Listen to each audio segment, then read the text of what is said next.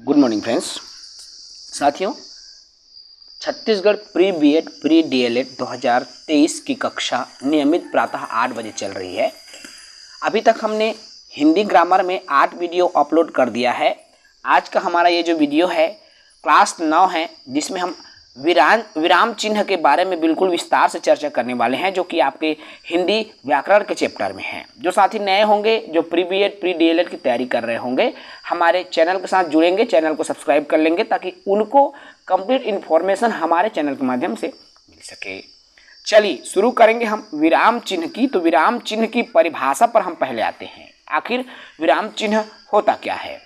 देखो, विराम शब्द का शाब्दिक अर्थ होता है ठहराव। सभी जानते हैं भाई, विराम मतलब रुकना और रुकना मतलब ठहराव।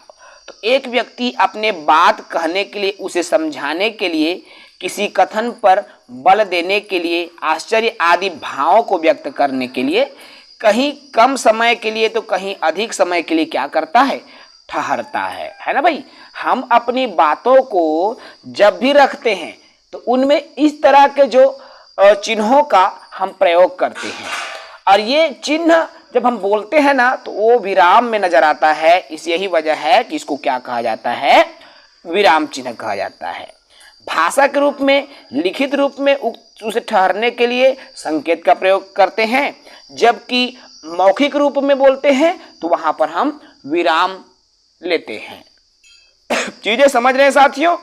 विराम होता क्या है? विराम का अर्थ है यहाँ पर ठहराव। तो ठहराव के लिए जिन चिन्हों का हम प्रयोग करेंगे वो विराम चिन्ह कहलाता है।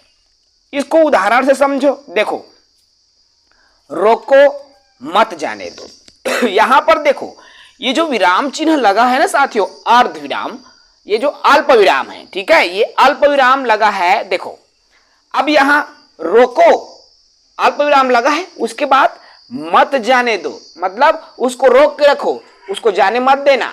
अर्थ हो रहा है ना भाई, रोको मत जाने दो। यहां पर मान लो यही विराम चिन्ह को मत के बाद लगा दे, रोको मत जाने दो। अर्थ में कितना बदलाव आ गया ना भाई। और हम जब उसको शाब्दिक रूप में बोल रहे हैं तब भी उसके ठहराव को क्या कर रहे हैं? ध्यान दे रहे हैं। ठीक है ना? चीजें क्लियर हो रही है ना भाई? चलो अब देखो विराम चिन्ह के प्रकार। तो ठीक है, यहां पर मैं बताऊं साथियों, जो विराम चिन्ह है उसके 20 प्रकार होते हैं। ठीक है ना? विराम चिन्ह के 20 प्रकार होते हैं, और ये जो 20 प्रकार है कामता प्रसाद महोदय के अनुसार ये जो 20 प्रकार हैं वो होता है। ठीक है, कामता प्रसाद जी है जिन्होंने विराम चिन्हों के 20 प्रकार बताए हैं भाई। इसको याद रखेंगे सभी साथी।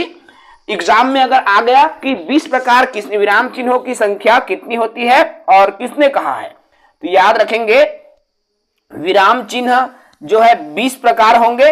और ये जो 20 प्रकार किसने बताया है? तो पंडित कामता प्रसाद जी ने विराम चिन्हों की जो संख्या है वो है 20 बताया है। क्लियर है? अब देखो यहां कौन कौन से विराम चिन्ह होंगे। देखो, इसमें आता है अल्प विराम, अर्ध विराम, अपूर्ण विराम, पूर्ण विराम, प्रश्न सूचक विराम। 5 हो गया ना भाई। काउंट करते चलो भाई, मैंने क्रमांक ऑलरेडी अपलोड किया हुआ है, देख सकते हो। संबोधन चिन्ह, विस्मय सूचक, अवतरण या उद्धरण चिन्ह, योजक चिन्ह, निदेशक, विवरण चिन्ह, हंसप्रद, संक्षेपण, तुल्यता सूचक, कोष्टक, लोप चिन्ह, इतिश्री, विकल्प चिन्ह, पुनरुक्ति चिन्ह और संकेत चिन्ह। ठीक है, चीजें समझ में आ रहा है? और यहां देखो, सभी संकेत चिन्हों में आपका यहां पर सभी विराम, देखो अल्प विराम में यहां संकेत चिन्ह आपको शो हो रहा है ना, अल्प विराम। अर्ध विराम में देखो छोटी सी बिंदी, और अपूर्ण विराम में देखो 2 बिंदी रहता है ना भाई। और पूर्ण विराम उसका भी चिन्ह आपको दिख रहा है। प्रश्न सूचक चिन्ह देख सकते हैं, यहां पर प्रश्नवाचक जुड़ा हुआ है। संबोधन भी आप यहां पर देख पा रहे हो। यहां पर देखिए विस्मयादि और ये होता है आपका अवतरण चिन्ह या उद्धरण चिन्ह। ठीक है, समझेंगे भाई सभी चीजें।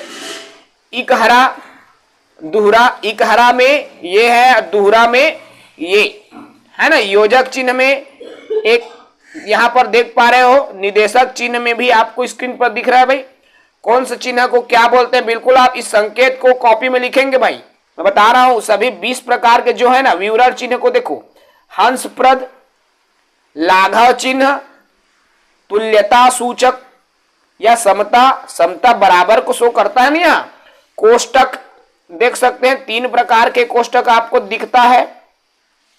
इसके अलावा लोप चिन्ह जो डेश डेश जैसा रहता है। ई तीसरी सभी यूज करते हैं, जब हल करते हैं तो ऐसा करते हैं ना भाई। ई तीसरी, विकल्प चिन्ह, पुनरुक्ति, ये पाई जिसको बोलते हैं ना, है ना, संकेत चिन्ह। तो ये 20 चिन्ह हैं जो कि आपके विराम चिन्ह में उपयोग होता है।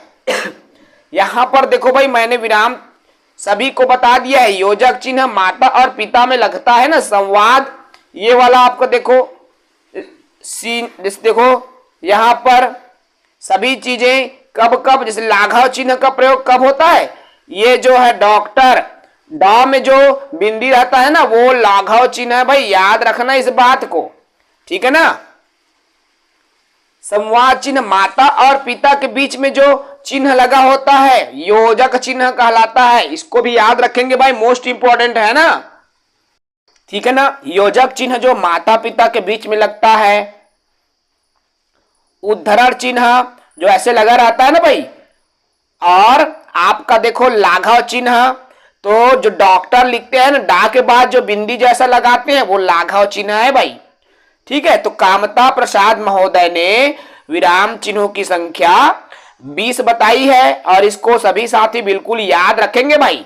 चलिए अब इस 20 को मैं एक वीडियो के क्लिप के माध्यम से आपको बता रहा हूं। देखो भाई यहां पर आपको स्क्रीन पर अल्प विराम दिख रहा है, ठीक है ना। अल्प विराम का जो संकेत भी आपको शो हो रहा है और अल्प विराम कहाँ लगते हैं हमने उदाहरण से भी जाना, ठीक है। रुको मत, जाने तो जो मैंने एग्जाम्पल लिया है अल्प विराम। देखो उसके बाद में आता है आपका अर्ध विराम।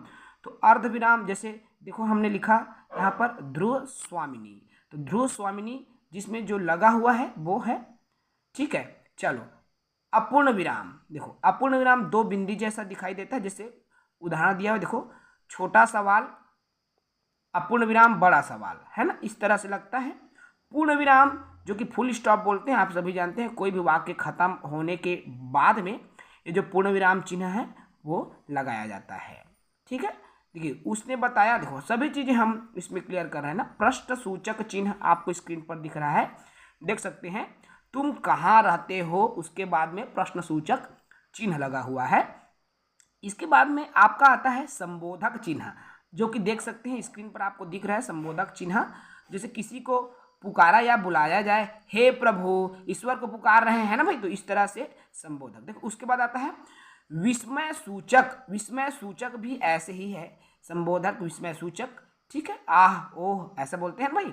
अवतरण चिन्ह देख सकते हैं यहाँ पर स्क्रीन पर आपको शो हो रहा है अवतरण चिन्ह, ठीक है। अवतरण चिन्ह भी 2 प्रकार के होते हैं, एक इकहरा होता है और दूसरा दोहरा होता है, ठीक है, आप स्पष्ट देख पाएंगे। उसके बाद आता है आपका योजक चिन्ह है, जैसे माता पिता के बीच में जो चिन्ह लगता है ना भाई, योजक चिन्ह कहलाता है। उसके बाद आता है निर्देशक चिन्ह, जैसे नाटकों के संवाद में देखो मनसा बेटी लिखा है ना भाई, ये चलो उसके बाद देखो विवरण चिन्ह, नियोजक के बाद में आता है विवरण चिन्ह, देख सकते हो यहाँ पर किसी भी परिभाषा को विवरण देना होता है शब्द का तो लगता है। हंस पद आपको ऊपर में दिख रहा है, देख सकते हैं, लिखते समय जैसे कुछ लिखने से चूक जाते हो तो आप इसको लिखते हो ना भाई।